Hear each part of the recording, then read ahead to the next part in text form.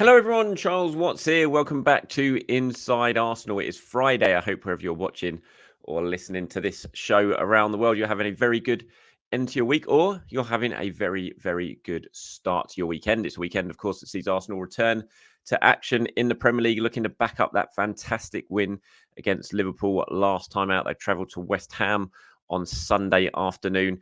A West Ham side that have beaten them, of course, twice already this season in the League Cup and in the Premier League. So Arsenal looking to inflict a little bit of revenge on the Hammers this weekend. Mikel Arteta has just been speaking at London Colney, previewing that game. He's given the latest on Bukayo Saka. Good news on him. He's talked about other Arsenal team news. He's talked about blue cards, sin bins, celebration gate, Jorginho's contract. Lots to discuss, given what Mikel Arteta has just been speaking about. Just a quick one. If you haven't seen yet, Inside Arsenal Extra Time, that went out this morning on YouTube. You can find it listed down in the videos below, or if you're listening to this by a podcast, then you can find it in all your podcast platforms. Myself and James looked pretty much quite in depth into the game this weekend against West Ham. We had a little look back on the win against Liverpool and answered plenty of your questions, as always, in the second half of the show. So put back, find that if you want to watch it or listen to it. But first of all, moving on to what Mikel Arteta has had to say. And yeah, very, very good news, positive news about Bukayo Saka. He is fit to play this weekend against West Ham. There was obviously plenty of doubt over Saka's fitness, given he limped off against Liverpool. Mikel Arteta admitted after that game that he wasn't sure how bad it was. But Bukayo Saka has been training, and Mikel said he's been recovering this week and he looks okay. And if you're watching this on YouTube right now, that picture you're looking at of Bukayo Saka in training, that was taken today. So Saka is fit and he is available for the game this Sunday at West Ham. So very, very good news from on that front. In terms of the other team news, Mikel said we still have a few in contention. They have been evolving really well. Tomorrow we have another training session and we are hopeful we will have a few back and we can put out a competitive squad. Now I'm thinking, looking at that, he's probably talking about Zinchenko maybe, Gabriel Jesus. Not quite sure who else it would be. I cannot imagine if it's Fabio Vieira, for example, that he would suddenly be thrown straight into a squad against West Ham. I imagine you'd take it pretty easy on him if he's just come back. So I imagine you're probably looking at Zinchenko and Jesus there. On Thomas Partey's fitness, he said he's progressing really well, but it's a bit too soon to tell you exactly when we're going to have him back. As I said in my show a couple of days ago, my understanding on this latest injury for Thomas Partey is that it's not another long-term thing. It's not another, potential 2 or 3 months out for Partey or another operation or anything like that. It is a smaller thing, and I was just told he would be back pretty soon. Obviously, that is a time frame that is pretty open, but I was told it was pretty soon. And Mikel saying that he is progressing really well. Obviously, he's not going to be involved this weekend against West Ham, but hopefully, fingers crossed, Arsenal can have Thomas Partey back sooner rather than later. And then on Gabriel Jesus, Mikel was in classic Mikel Arteta fashion, not very keen to discuss openly the fitness of his striker who missed the game against Liverpool last weekend, of course, with that knee injury that he continues to struggle with. And Mikel just said no update when asked about Gabriel Jesus. So I think it's a case of wait and see with him. Tomiyasu did train today. Of course, he's not been injured. He's just been away with Japan. He's come back now from the Asian Cup. He did train today.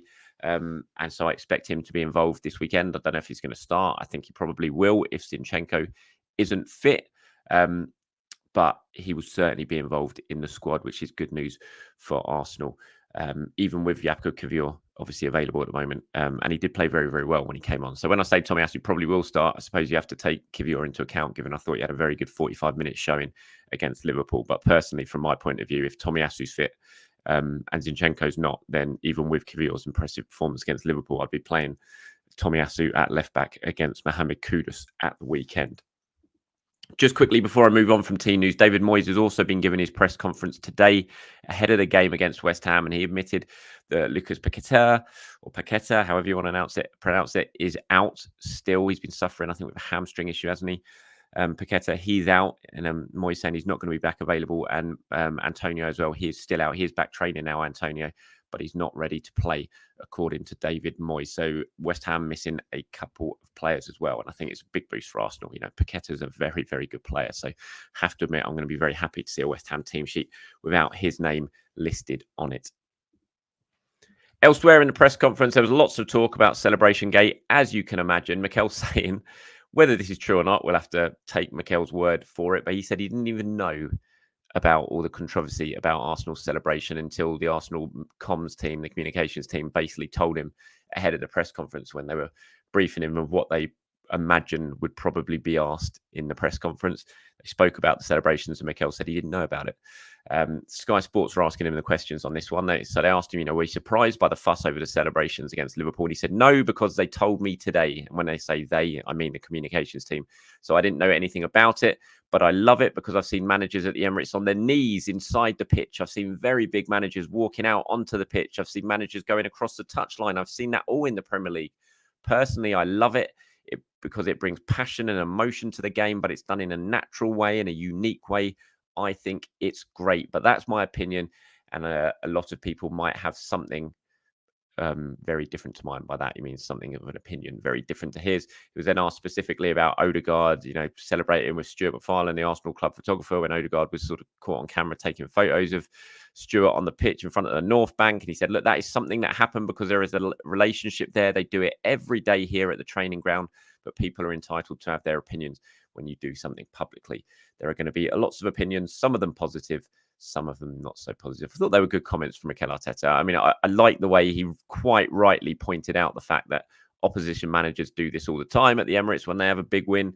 We saw De Zerbi do it at the end of last season when Brighton won here.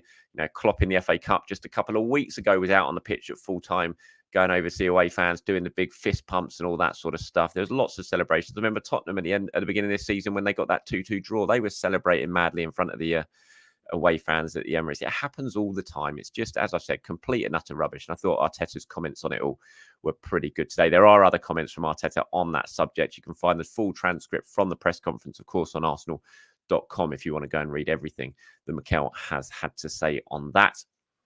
He was also asked about Jorginho's new contract. Jorginho obviously out of contract at the end of this season, but Arsenal do have an option to extend his stay by another year if they want to take up that option. Mikel said, look, when he was asked about it, he said, well, I'm really happy with him. That's all I can say. The contract situation is more for Edu and the board to manage, but the capacity he has in big matches to affect the game is tremendous. And he was then asked whether he would, sort of take that out the equation, given that it's down to Edu and the board and all that sort of stuff. He was then asked specifically, but would you like to keep Jorginho? And again, it was a very manager-like answer where he said, I'm really happy with him. That's all I can say. When we imagined what he could bring to the team and how he could make us better, he's doing exactly that or even better. So basically saying Jorginho's perhaps even going beyond expectations in terms of what the club were thinking of him when they decided to bring him in from Chelsea last January, having failed, of course, to sign Moises Caicedo from Brighton. Now, I've had my say on Jorginho. I think it's an absolute no-brainer to extend his contract by another year.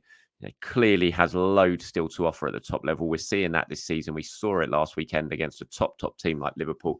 He started against City in the Premier League this season. He started in the Community Shield against I think he started in the Community Shield. No, maybe he didn't actually, but he certainly started in the league against City this season. Big games, Jorginho plays, and he's got loads to offer. He's not someone who's going to suddenly lose his pace because he never really had any pace to begin with. It's all up there when it comes to Jorginho. Such a clever player, such a technically gifted player, such a brilliant leader. It's just a no-brainer. Keep him for another year while he's still able to operate at the top level. Got big things to do this summer. Big areas where you've got to try and improve and spend big money on. You really don't want to be losing a player as good as Jorginho if you don't have to. So just take up that 12 months, give yourself a little bit of time. And then, at the end of that season, you can reassess. And if he wants to go back to Italy, then let him do it. So, yeah, that's what Mikel had to say about Jorginho. Let me know, of course, what you guys think in the comments below about any of the stuff that has been discussed today by Mikel in his press conference. I will be back tomorrow to do another show. So if you want to get involved in terms of who you want to see start against West Ham, what your predicted starting 11 will be, would you go Jorginho? Would you go Emil Smith-Rowe? Who would you play at left back if everyone's fit? Who would you play up front if Jesus and Kai Havertz are fit? Would it be Jesus? Do you bring him back into the side or you stick with Kai Havertz after that excellent performance he had against Liverpool last weekend as the central striker? Lots to discuss. And if you want to get involved in tomorrow's show, please do, as usual, let me know in the comments below. Just pop in there with a question, comment, opinion, whatever it is. I'll collate some of them together and use them in tomorrow's show. Like I said, if you want to read everything that Mikel had to say in today's press conference, the full transcript is available over on Arsenal.com. So go and have a read of it if you want to. But if not, have a very good end to your Friday. Have a good start to your weekend. I'll be back tomorrow to do it all over again. Until then, everyone, bye-bye.